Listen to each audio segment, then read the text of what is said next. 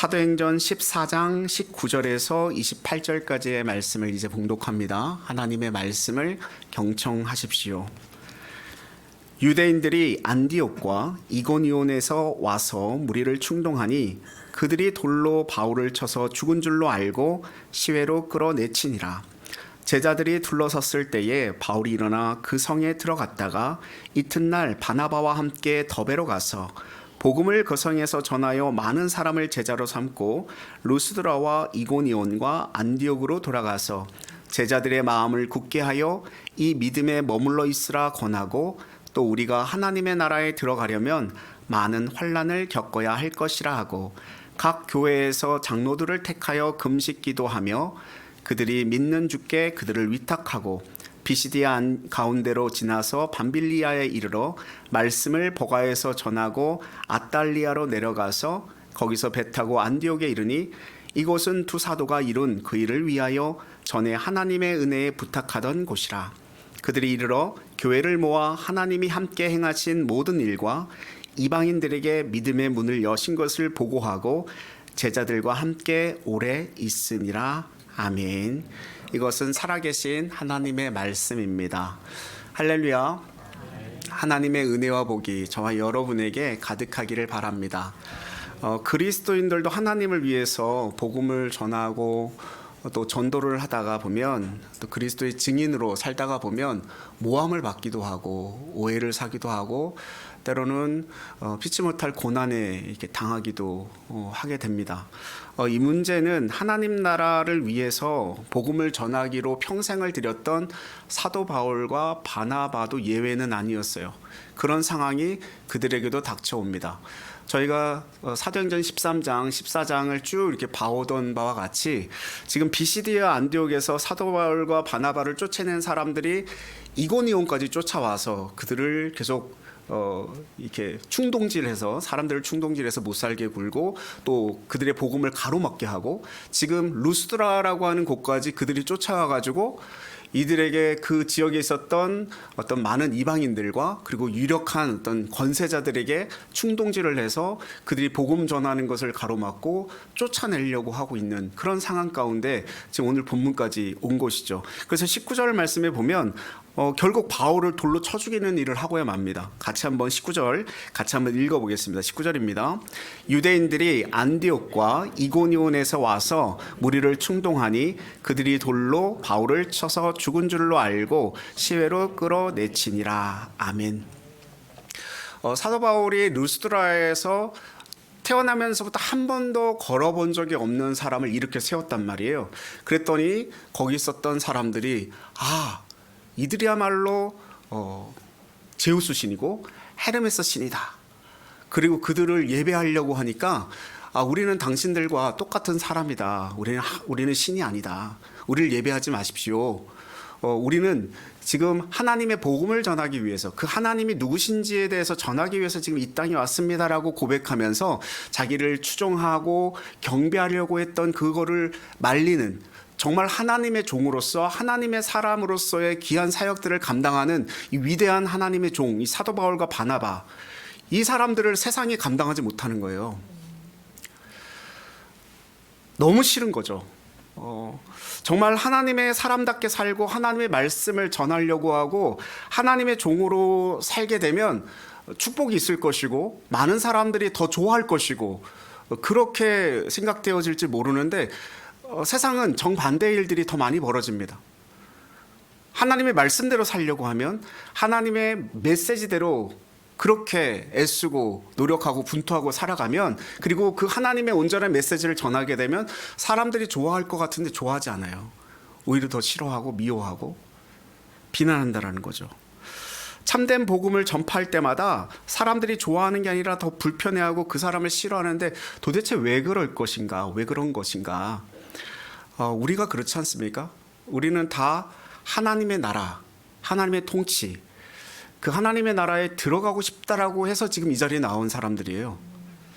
그래서 하나님의 나라가 무엇인지 성경을 통해서 배우고 그 하나님의 나라, 그 구원, 천국, 그곳에 살고 싶다라고 우리가 소원하고 있는데 실상은 하나님의 그 나라의 다스림과 통치를 원하지 않습니다. 하나님의 공의, 하나님의 사랑, 그 하나님의 사랑과 하나님의 공의가 다스리는 나라가 하나님의 나라인데, 그 하나님의 나라, 하나님의 사랑, 정의로 다스리는 그 사랑은 참 좋은데 그 사랑을 하면서 살아가는 것은 싫은 거예요. 그게 힘든 거죠. 공의의 세상은 원하지만 내가 불편하게 되고 내 권리와 내 특권이 사라지게 되면, 나에게 불이익이 오고 나에게 어떤 손해가 입혀지면 그것은 그리스도인들도 별로 원치 않는 삶이 되어지는 거예요. 그래서 말은 다 하나님 나라에 살고 싶다고 이야기합니다. 내가 하나님 나라, 천국, 거기서 살고 싶어요. 근데 정말로 그 공의와 사랑의 하나님이 통치하는 그런 세상에 들어가서 내가 그 백성으로 살고 싶어 하는지, 아니면 그렇게 살고 있는지 잘 생각해 봐야 될 문제예요. 이게 예수님을 믿는다고 하지만 여전히 죄인일 수밖에 없는 우리들의 본성 아니겠습니까?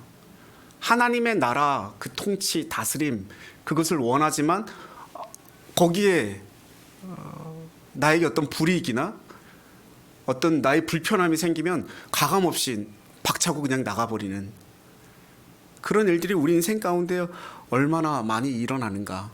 세상 사람들은 자기 실현을 통해서 무엇인가 이루는 것을 성공이라고 말하거든요. 내가 열심히 노력해서 내 힘으로 재산을 축적하고 어떤 권력과 어떤 힘을, 세력을 쌓은 후에 더 많이 가진 사람이 더 많은 것을 소유하게 되고 더 많이 소비하게 되는 미덕을 가진 것이 이 세상의 삶인데, 그래서 우리가 잘 살게 되고 우리 회사가 잘 되고 우리 가정이 잘 살고 우리 교회가 잘 되고 그러면 우리나라가 잘 살게 되면 자기 기만에 빠져가지고 내가 이렇게 애쓰고 수고해서 내가 너무 능력이 있어서 이렇게 된 것이다. 그래서 그것을 위해서 다른 사람들을 착취하기도 하고 다른 사람들을 속이기도 하고 어떤 내 돈과 어떤 자원을 독점하기도 하는 그런 상황 가운데 있는 게 세상의 삶이란 말입니다. 근데 거기에 아무런 문제를 느끼지 못하는 거예요. 그리스도인들도. 하나님을 믿는다라고 하는 사람들도 그런 사람들을 우리는 종종 주변에서 보게 됩니다. 아무렇지도 않고 그냥 그래, 말씀은 말씀일 뿐이고 나의 삶은 나의 삶이지, 이렇게 분리돼서 살아가는 게 우리의 삶일지 몰라요. 그래서 우리 인생의 그런 성공이 우리의 행복을 가져올 거라고 생각은 하지만 실제로 우리는 더 잘 살게 됐음에도 불구하고 그닥 행복이라고 하는 것은 잠시 느낄 뿐이지 이게 지속되지 않는다라는 것을 우리가 경험하게 되지 않습니까? 여전히 외롭고 무엇인가 고통스럽고 무엇인가 불편한 거죠.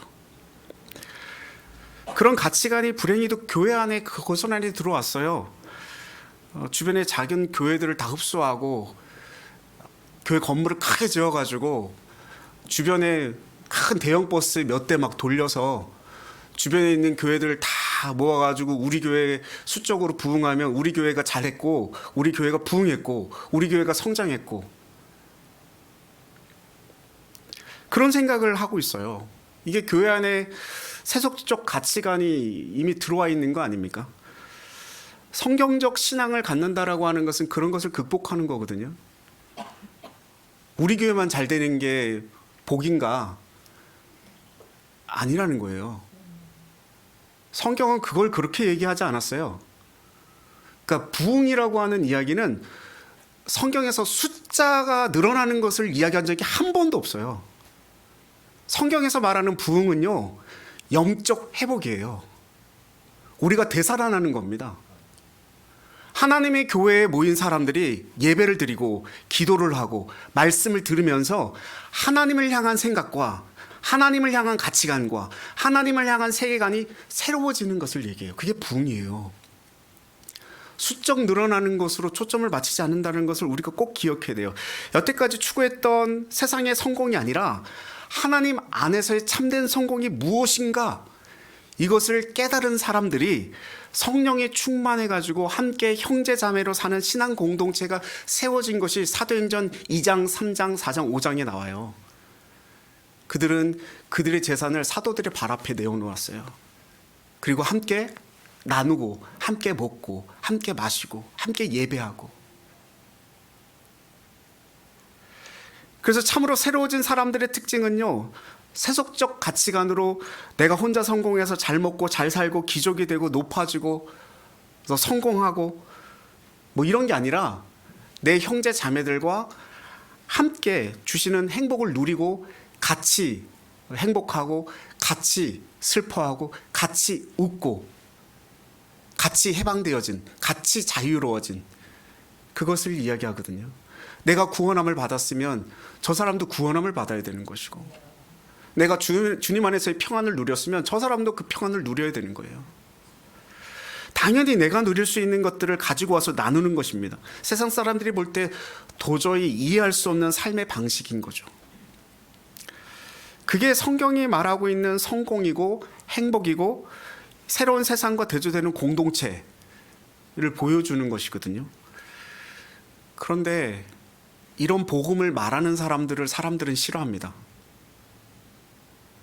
개인 이기주의가 팽배해 있는 이 세상 가운데 내 거를 왜 나눠야 돼? 내가 가지고 있는, 내가 성취한 것, 내가 이룬 것, 내가 열심히 해가지고 이렇게 얻은 것을 왜 나눠야 돼? 이렇게 말을 하거든요. 우리가 생각하는 것처럼 사도 바울이 그런 생명의 복음을 전했을 때 사람들이 그렇게 좋아하지 않았습니다. 유대교가 이렇게 되어 온 것은 하나님의 법에 따라서 이렇게 된 것이 아니라 너희들끼리 종교를 잘못 만들어가지고 지금 이게 이렇게 된 것이다라고 지적을 한 게 사도 바울의 메시지였단 말이에요. 그러면 사도 바울을 죽이고 싶어 하는 거예요. 이게 종교인의 습성인데 사실 세상에서도 이렇게까지는 안 하는 것 같습니다. 물론 무시해서 그러는지 뭐 관심이 없어서 그러는지는 잘 모르겠지만 그냥 조금 더 포용력이 있는 것 같은데, 하나님을 믿는다라고 하는 사람들은 요만큼만 신앙적 색깔이 다르고 뭐 그러면 그걸 용납하지 않아요.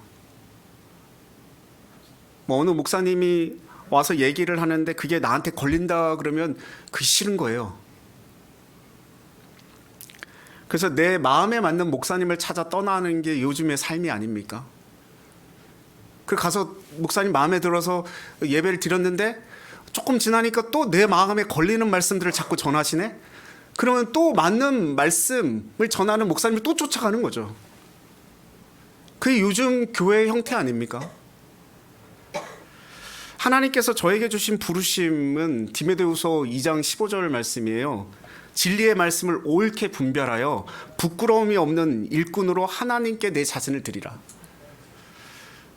저의 평생의 소명의 말씀인데, 말씀을 옳게 분별하여서 정말 이 말씀에서 하고자 하시는 하나님의 메시지가 무엇인지, 무엇이 옳은 것인지 분명히 전하라고 부르심을 받았고 그 사명을 이루는 거죠. 근데 그런 말씀을 전하면 때때로 사람들이 저를 미워할 수도 있겠죠. 저를 비난할 수도 있을 것이고, 왜 저런 말씀을 저렇게 전하실까? 이렇게 말씀하실 수도 있어요.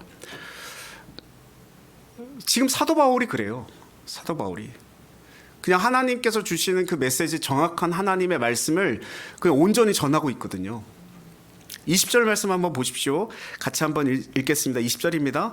제자들이 둘러섰을 때에 바울이 일어나 그 성에 들어갔다가 이튿날 바나바와 함께 더베로 가서. 아멘. 사도 바울의 이 선교의 길을 보면 참 놀랍잖아요. 지금 루스드라에서 돌로 쳐 맞았어요. 그래서 그 예수님의 부활과는 비교할 수 없는 정도의 어떤 잠깐 죽었다가 살아나는, 이게 기절한 것인지 잠깐 의식을 잃은 것인지 아니면 정말 죽었다가 살아난 것인지 뭐 성경은 정확하게 묘사하고 있지 않지만 제자들이 둘러섰어. 뭐 했을까요? 제자들이 기도했겠죠. 예. 하나님의 사도가 이대로 죽으면 안 됩니다. 하나님의 선교 사명을 이룰 수 있도록 이렇게 세워주시옵소서. 기도했을 거예요. 일어섰단 말이에요. 일어섰으면 어딜 가야 되냐면 다른 데를 가는 게 맞잖아요. 근데 어디로 들어갑니까? 루스드라 성에 다시 들어가요. 자기를 돌로 쳐 죽이려고 했던 그 사람들이 있는 그곳으로 다시 들어갔다가 그 다음날 바나바와 함께 어디로 가냐? 더베로 갑니다.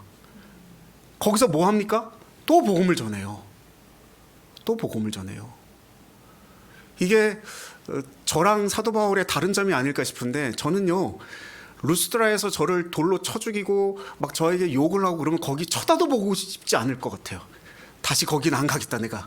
그래서 예수님께서 말씀하신 것처럼 신발을 털어가지고 그냥 다른 곳으로 그냥 가고 말 텐데 거길 또 들어가요.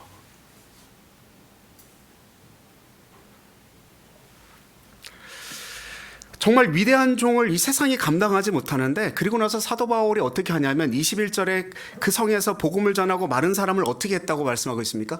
제자로 삼았대요. 제자로 삼고 루스드라와 이고니온과 안디옥으로 또 돌아갑니다.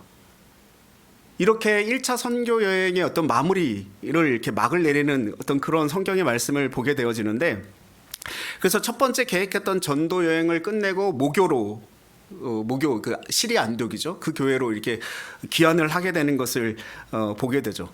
저번 주에 저희가 지도 잠깐 보여드리면서 더베에서 시리아 안디옥까지의 거리가 그렇게 멀지 않았어요. 그냥 가면 되거든요. 그 더베가 예전에 사도 바울이 있었던 다소와 그렇게 멀지 않아요. 그러니까 바나바가 그 사울을 데리고 올 때, 사도 바울을 데리고 올 때 다소로 와가지고 안디옥으로 데리고 간 거거든요. 그럼 그쪽으로 그냥 가면 되든지, 아니면 그냥 밑으로 내려가서 항구에서 그냥 배 타고 그냥 직항으로 가면 되는데, 굳이 그렇게 안 가고요. 사도 바울은 더베에서 다시 이고니온으로, 이고니온에서 시리아 안디옥으로, 루스드라, 이고니온, 안디옥, 그리고 버가, 그리고 아뜰리아 이렇게 돌아가는 여정을 이렇게 보여주고 있거든요.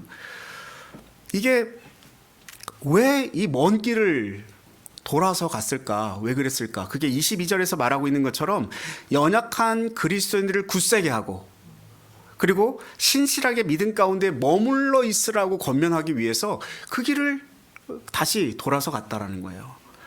이거 정말 대단한 교회 사랑이 아닐 수 없지 않습니까? 얼마나 교회를 사랑했으면 내가 가면 또 맞을 수 있어요. 쫓겨날 수도 있고. 근데 거기를 다시 가서 그들을 다시 견고하게 세워주고 싶은 거예요. 이게 목자의 심령이죠. 내가 혹 죽을지 모를지라도 그들을 세워야 되는 거예요. 그들에게 굳세게 하는 신실한 어떤 믿음의 마음들로 든든히 세워놓고 가야 되는 거예요. 그게 그 마음 가운데 다시 그렇게 돌아가는 여정을 보게 됩니다. 사도 바울은요, 2차 전도 여행을 통해서도 1차 전도 여행지를 이렇게 둘러보고 가요. 2차 전도 여행 할 때도 그 이쪽 아시아 지역을 이렇게 쑥 이렇게 다 거치고 이렇게 마게도냐로 넘어가고, 뭐 성령의 이끌림을 받아서 그렇게 가게 되지만 그 모습을 또 계속 비치거든요. 그러니까 2차, 3차 전도 여행 때도 끊임없이 자기가 세웠던 교회들을 관심을 가지고 그 교회가 든든히 서갈 수 있도록, 하나님의 복음이 그 교회를 통해서 퍼져나갈 수 있도록 기도하고 또 금식하고 그런 모습들을 계속 보게 됩니다.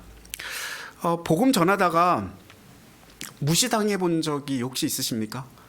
복음 전하다가 욕 얻어먹고 직장에서 믿음으로 살려다가 핍박당하고 진급이 막히기도 하고, 살짝 뭐 거짓말 조금 하고 싹 내 양심도 조금 속이고 그렇게 하면 그냥 되는데, 그냥 공공연하게 나는 그리스도인입니다, 그래서 그렇게 할 수 없습니다. 그랬다가 아유, 너만 예수 믿냐? 저기 저 교회 장로님 내가 아는데 그 장로님은 그렇지도 않은데, 그 권사님은 그렇게 하지 않던데 왜 너는 유별나게, 너 그리스도인이면 다 그런 것도 아닌데 너는 뭐 그렇게 이야기하냐? 왜 그렇게 행동하냐? 그래가지고 직장에서 어려움을 당하고 사업에서 어려움을 당하는 사람들이 꽤 많거든요.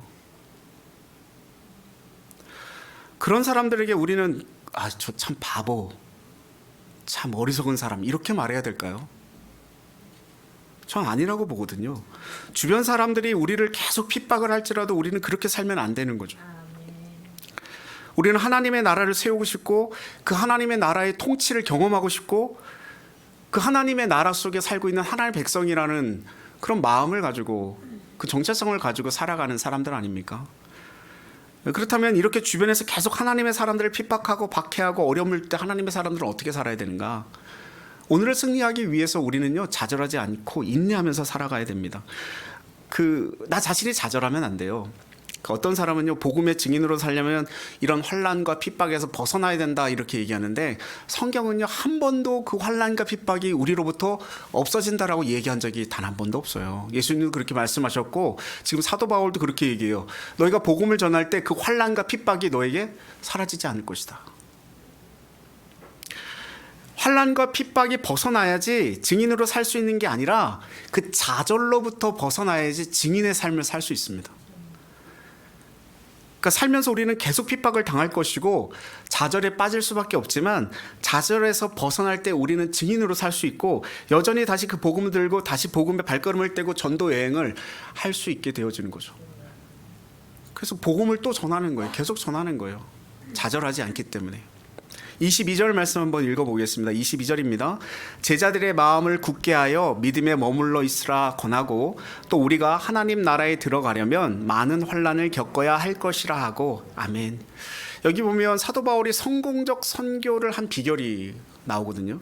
그러니까 선교라고 하는 것이요, 얼마나 많은 사람들이 비행기를 타고 몰려가가지고 얼마나 많은 사람들을 모아놓고 큰 장소에서 멋진 집회를 하느냐, 그게 선교는 아닙니다. 그렇게 하면 너무 좋잖아요. 보여주기도 좋고 결과 보고할 때 이렇게 폼도 나고. 그래서 우리 교회가 뭐 했습니다 막 이렇게 하면 그렇구나, 뭔가 움직이는 것 같구나 보여지는 것도 있고. 근데 그게 선교는 아니라는 거예요.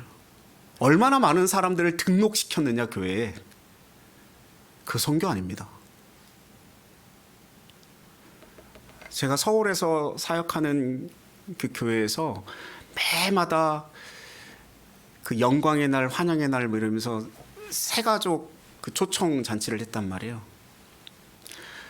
등록 교인이 144명, 막 그 새가족 등록이 1년에 그 영광의 날 할 때, 환영의 날까지 하고 막 이러면서 막 150명 막 이렇게 됐는데, 그거 가지고 막 사람들이 너무 좋아했어요. 150명이 새가족 등록했다.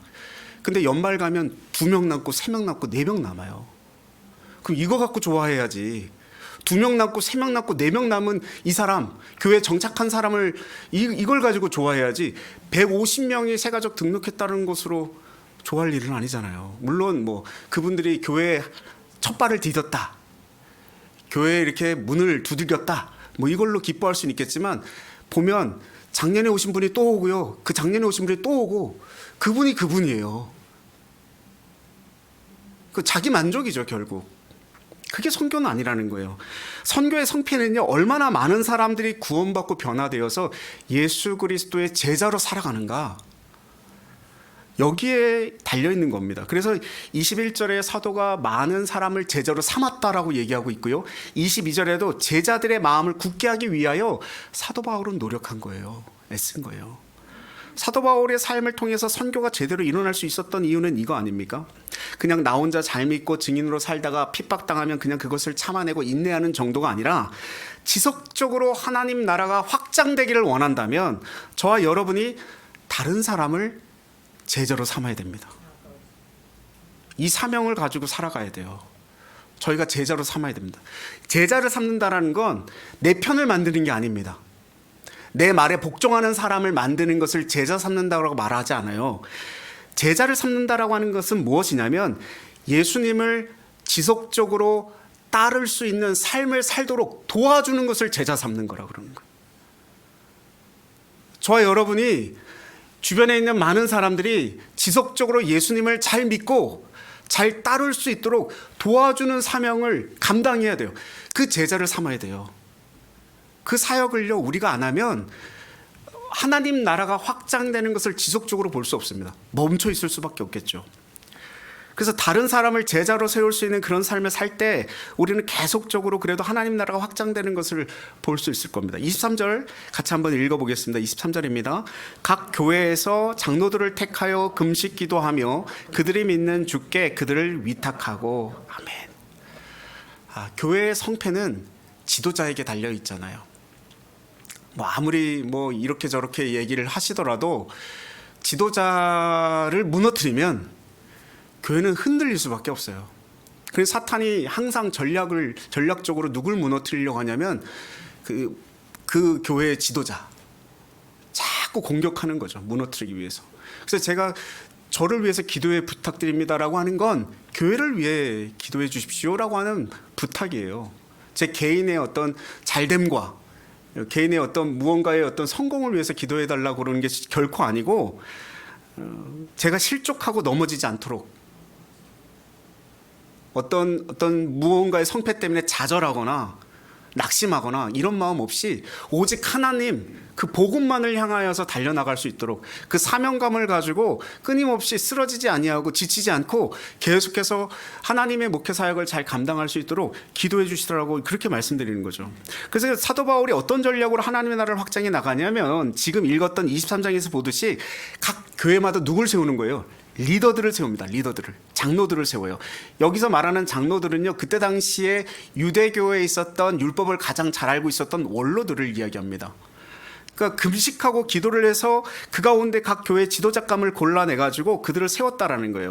이것이 사도 바울이 택했던 선교의 가장 위대한 전력이었습니다.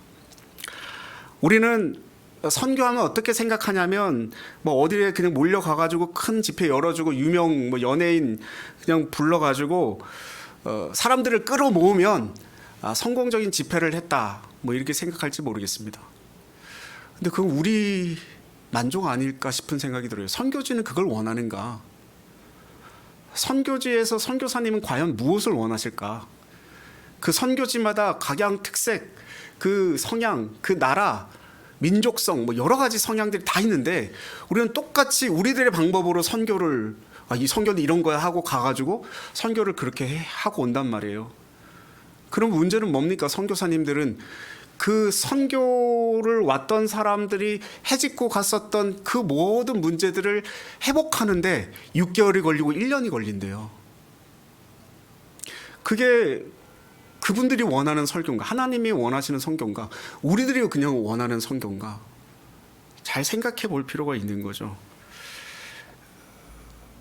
그리고 또 한 가지 한국교회가 참 건축을 많이 했지 않습니까? 선교 건축, 센터 건축 이런 거 너무 좋아했는데 사도 바울은 교회당을 지은 적이 한 번도 없어요.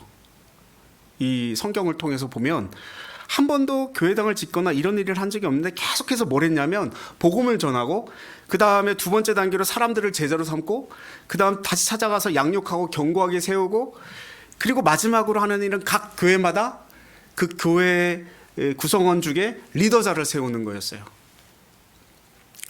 그리고 그 현지 지도자를 세우고 사도 바울은 그 교회를 누구에게 맡겨요?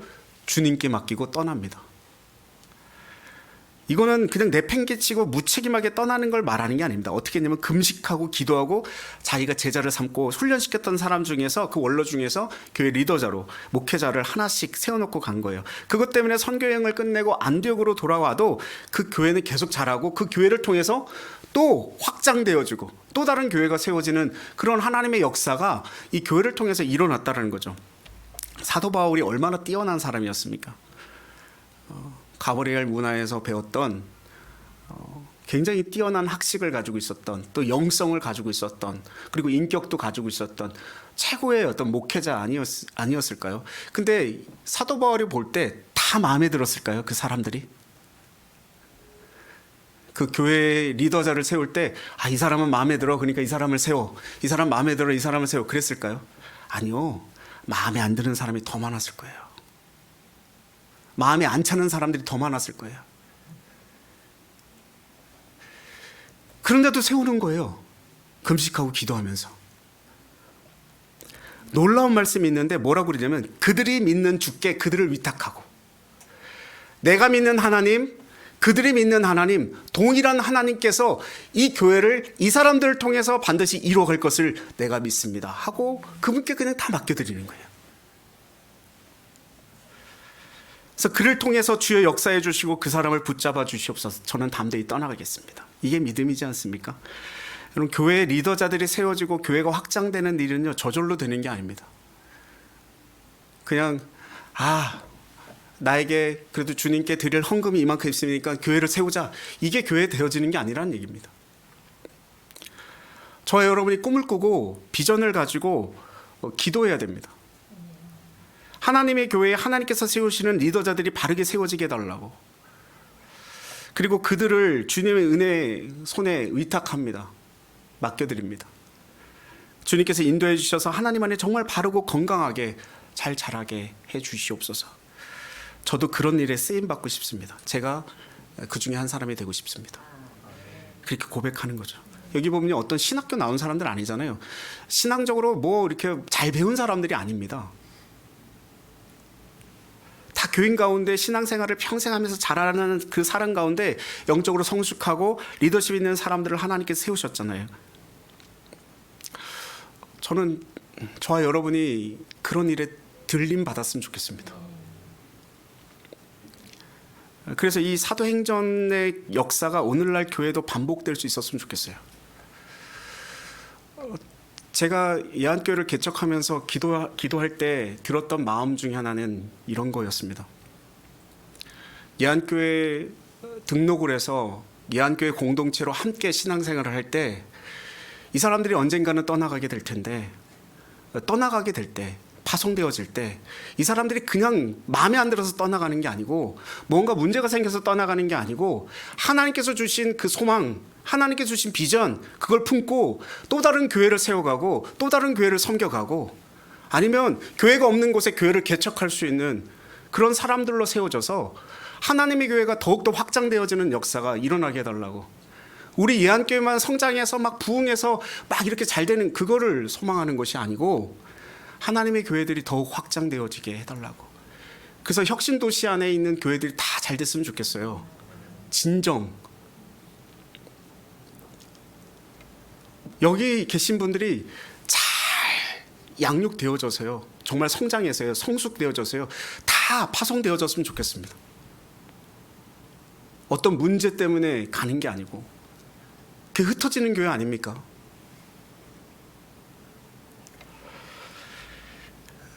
그래서 이 사도행전의 역사가 오늘날 예한교회에 이루어졌으면 좋겠고요.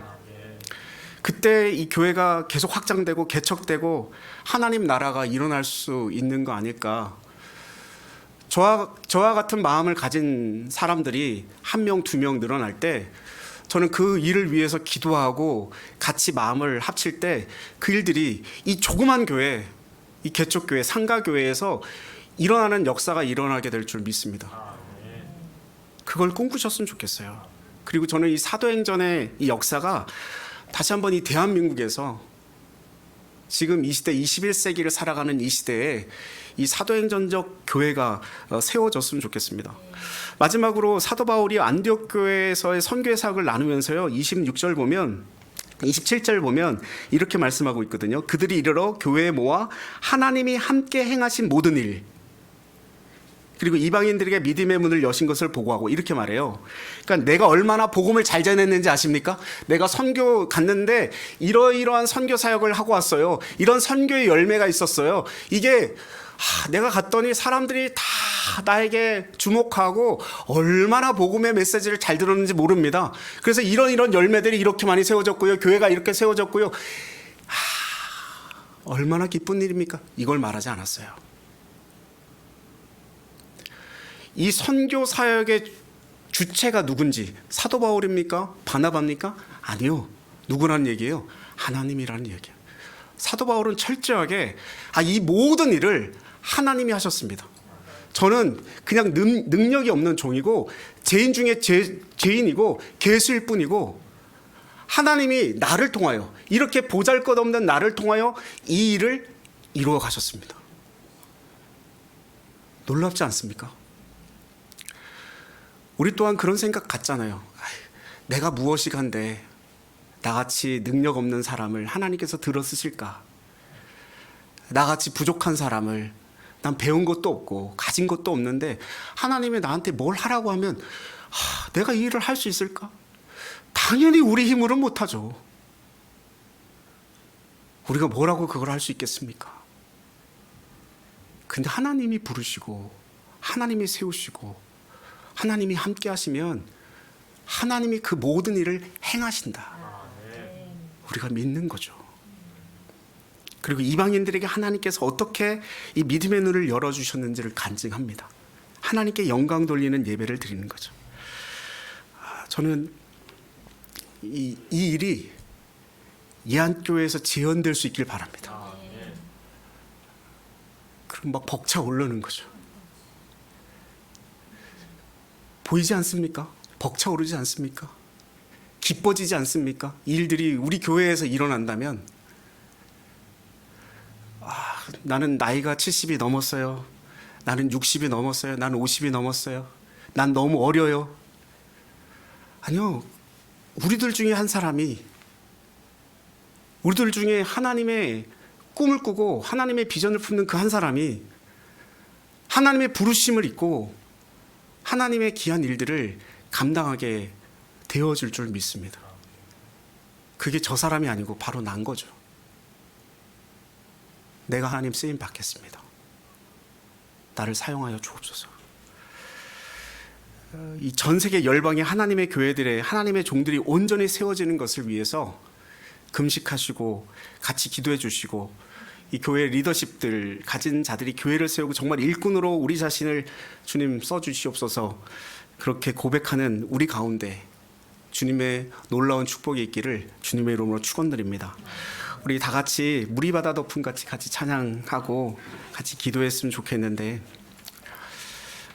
같이 한번 찬양하겠습니다. 무리바다 덮음 같이.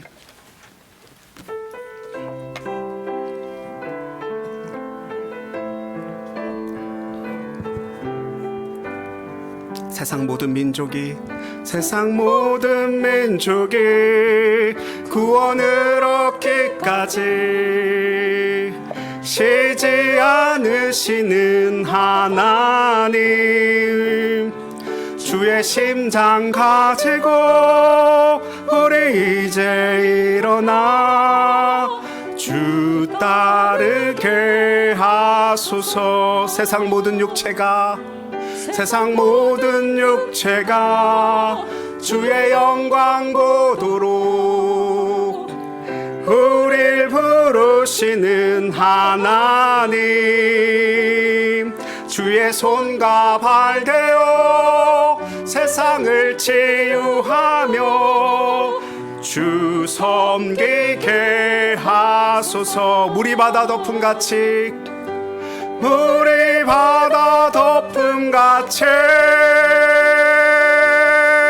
여호와의 영광을 인정하는 것이 온 세상 가득하리라.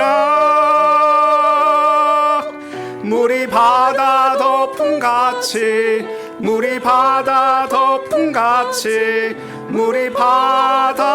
덮음같이 세상 모든 민족이, 우리 일어나서 같이 찬양할까요? 세상 모든 민족이 구원을 얻기까지 쉬지 않으시는 하나님, 주의 심장 가지고 우리 이제 일어나 주 따르게 하소서. 세상 모든 육체가 주의 영광 보도록 우릴 부르시는 하나님, 주의 손과 발 되어 세상을 치유하며 주 섬기게 하소서. 물이 바다 덮음같이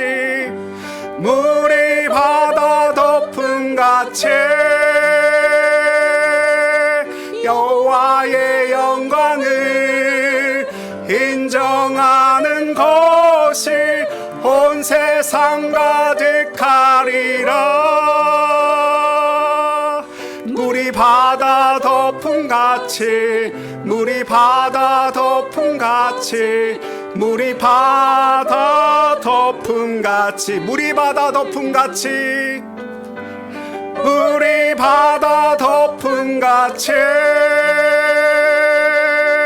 여호와의 영광을 인정하는 것이 온 세상 가득하리라. 물이 바다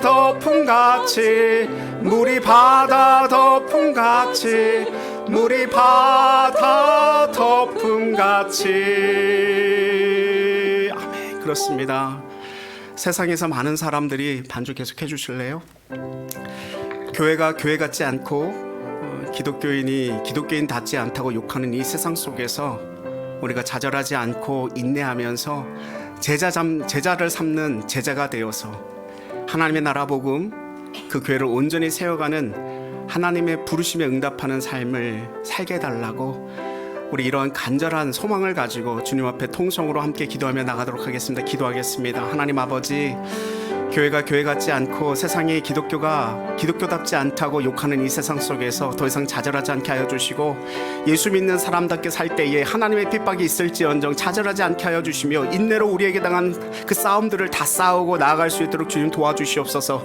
하나님, 내가 만난 예수님, 내가 아는 이 복음을 우리 주변에도 전할 수 있는 그런 제자들이 되게 하여 주시옵소서. 우리 주변에 예수님 만난 사람들이 있다면 계속 기도해주고 만나주고 도와주고 말씀을 같이 읽어주고 그를 위해서 위로해주고 권면해주는 제자 삼는 삶을 우리도 함께 할 수 있도록 인도하여 주시고, 사람을 세우는 것이 교회를 세우는 것이라고 배웠사오니 아버지여, 사람을 세우고 그 사람들로 말미암아 하나님의 아름다운 공동체가 세워지는 것을 허락해 주옵시고, 하나님 아버지, 세상에서 수많은 일들을 성공이라고 말하고 그것을 향해서 달려가는 이 세태 속에서 무엇이 참된 성공이고 참된 행복인지를 깨닫게 하여 주시고, 하나님을 아직도 알지 못하고 고통 가운데, 저절 가운데, 절망 가운데, 멸망 가운데 가고 있는 사람들을 위해서 복음의 증인으로 살게 하여 주시고, 그 복음 전할 때에 좌절하지 아니하고 일어서게 하여 주시며, 언젠가 교회가 없는 곳에 교회를 세울 때에 하나님, 우리 예한교회가 우리가 쓰임받고 그 일 앞장서서 한번 제대로 한 교회를 세워가는데 쓰임받는 그 평생의 소원, 비전을 이루는 꿈을 갖게 하여 주셔서 그 일을 위하여 애쓰고 수고하며 금식하며 기도하며 함께 마음을 모으고, 아버지, 그 일을 위하여 하나님의 놀라우신 일들을 꿈꾸고 하나님 그 일이 성취되어지고 이루어지는 행하시는 일들을 바라볼 수 있도록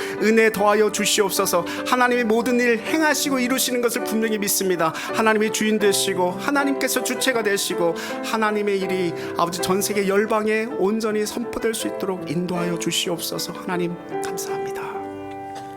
하나님 아버지, 우리 자신의 신앙 하나 추스리기도 힘든 것이 우리의 인생입니다.